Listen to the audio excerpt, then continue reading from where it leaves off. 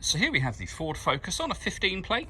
I'm going to start off by showing you around the outside of the car, and then we'll hop in and run through some controls on the inside. But from the outside, you can see it's a 5-door car with alloy wheels. Let's start off inside the boot and then work our way around the rest of it from there. As we approach the back of the car, you can see we have reversing sensors, plenty of boot space as well, along with that 60/40 split folding rear seat should you wish to increase this space even further. Okay, so we're just going to work our way back round to the front of the car, and then we'll hop in and run through some controls on the inside. But now that we've done a full circle of it, you can see it's in excellent condition the whole way round. Just briefly before we climb in, I think it's well worth seeing the interior from this exterior point of view. There's plenty to run through on the dashboard, so let's hop in and we'll do that now. Okay, now that we're inside the car, we're going to start with the dials. On the left-hand side, we have the rev counter, and on the right-hand side, the speedometer. In the middle at the bottom, we have the fuel gauge and coolant temperature gauge, and above that, you can see the total miles of the car, which are 51,507. The information displayed above that can be changed using buttons on the steering wheel. So you have various different bits of individual trip computer information.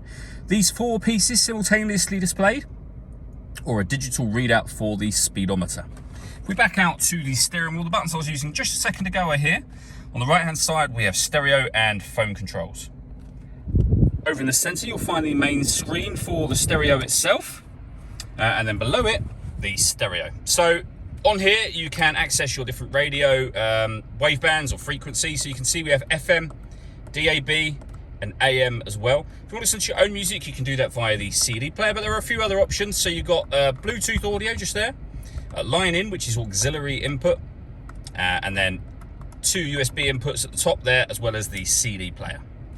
Working our way down from that, we have the air conditioning. So you can adjust the fan speed, the temperature, and the direction the air is being distributed in. When you're happy with those settings, your air conditioning is on at the minute, so off, back on again. You can recirculate the air that's in the car. That's a great way of heating it up or cooling it down quickly, depending on the temperature you set over here. You turn that off just as easily as you turned it on.